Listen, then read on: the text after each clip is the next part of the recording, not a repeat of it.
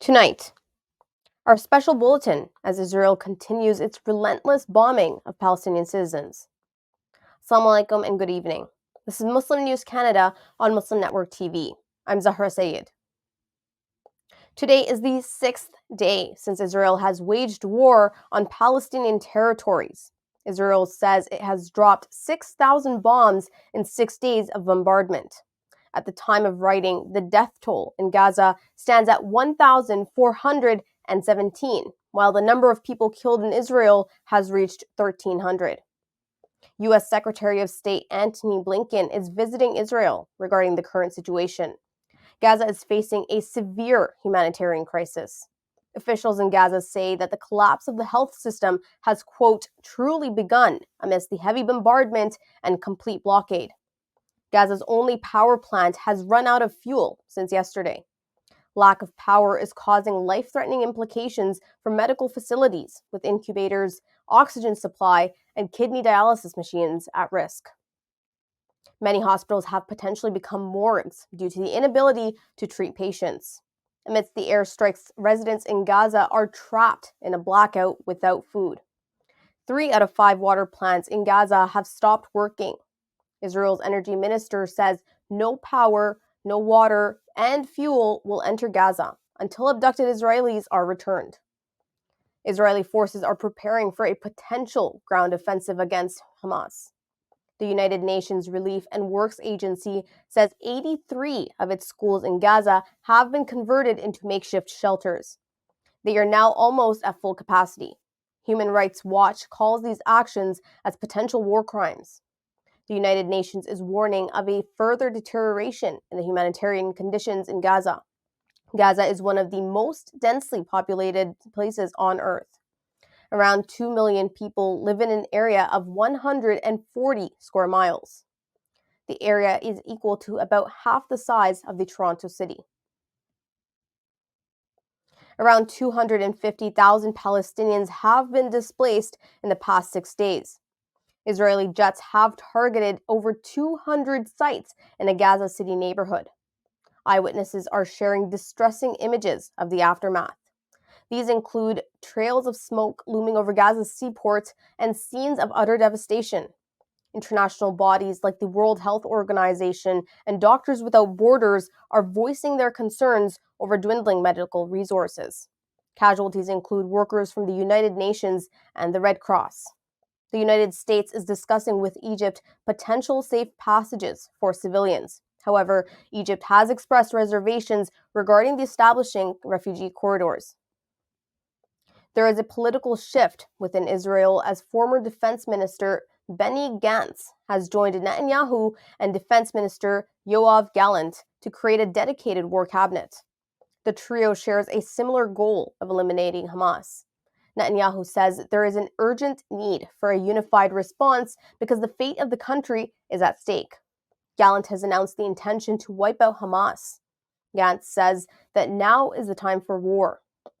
Notably, opposition leader Yair Lapid is absent from this coalition. In this alliance, Gantz's National Unity Party allies itself with Netanyahu's ultranationalist religious coalition. A White House spokesperson says that United States officials have not seen pictures of Hamas beheading Israeli children. The news comes after Joe Biden commented about witnessing images of alleged atrocities by Palestinian resistance fighters in Israel. The spokesperson says Biden's remarks refer to statements made by media outlets and Israeli officials. He says Biden's remarks did not come from verified intelligence or images. Israel's supporters and some media outlets have been claiming that during an attack from Gaza, Hamas's armed wing, the Qassam brigades, beheaded many Israeli children. However, the Israeli army has told media sources that they have no verified information about these reports. Hamas has denied targeting children. Investigations show that the accusations are not backed by concrete evidence. Former Hamas's leader Khalid Mashal is urging Muslims worldwide to protest in support of Palestinians this coming Friday. Mashal says it is the duty of the government and the people of neighboring countries to assist Palestinians. These countries include Jordan, Syria, Lebanon, and Egypt.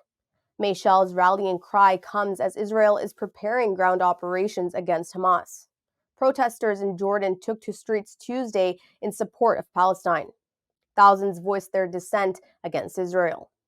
Jordan's King Abdullah said yesterday that the only way to ensure lasting peace in the Middle East is through a two-state solution. Jordan's king has been in diplomatic talks with global leaders. He is calling for an urgent de-escalation. Jordanians are disapproving of their nation's peace treaty with Israel. There are demands to close Israel's embassy in Jordan and terminate the peace agreement. Turkish President Tayyip Erdogan has also criticized Israel's actions in Gaza. He calls the Israeli response, quote, disproportionate. Erdogan is equating Israeli bombardment to a massacre. He says Israel's response severely breaches war ethics. Canada plans to evacuate its citizens and their families from Israel by the end of this week. Canadians trapped in Palestinian territories of Gaza and the West Bank may have to wait longer. Foreign Minister Melanie Joly has announced that air transfers from Tel Aviv to Greece are underway. The Canadian government will organize additional flights from Greece to bring citizens home. Alternative solutions are being considered for those who cannot reach the Tel Aviv airport. There are currently 4,249 Canadians registered in Israel. 479 Canadians are stuck in Gaza and the West Bank. 3 Canadians have been confirmed dead in the ongoing conflict, and 3 remain missing. A member of Ontario's provincial parliament has issued an apology for a social media post regarding the Israel-Palestine conflict.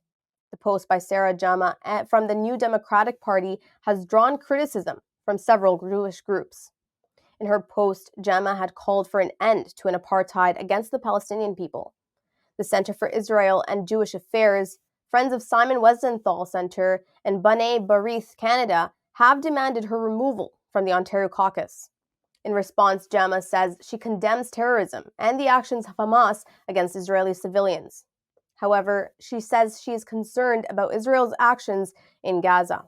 Ontario NDP leader Merritt Stiles is urging that Jama retract the post. Stiles says that the caucus condemns Hamas's assaults and aligns with the federal party's calls to stop violence. A Tunisian woman driving a car decorated with a Palestinian flag in Montreal has been a target of hate speech. In a video posted on social media, another female driver can be seen hurling hate speech at the Tunisian woman. The video has since gone viral. The attacker can be heard making deeply offensive remarks. The attacker suggests that the Tunisian woman should be raped in front of her children for carrying a Palestinian flag in her car. The accused referred to the woman as a Hamas supporter and even called her, quote, an idiot. Despite the insults, the victim did not engage in a confrontation. In the video, the attacker can be seen justifying her words. National Council of Canadian Muslims, a Muslim advocacy group, says the attacker allegedly rammed the victim's car. The group says that there is a disturbing increase in reports of Islamophobia and anti-Palestinian racism across Canada. The group is calling officials in Montreal to ensure that the attacker is held accountable. Thank you for watching. Our news is produced by Muslim Network TV, which is a not-for-profit organization. We need your support for donations. Please scan the QR code on our broadcast or visit muslimnetwork.tv to donate now, so we can continue to amplify the voices of Muslims in Canada and abroad. Assalamu alaikum.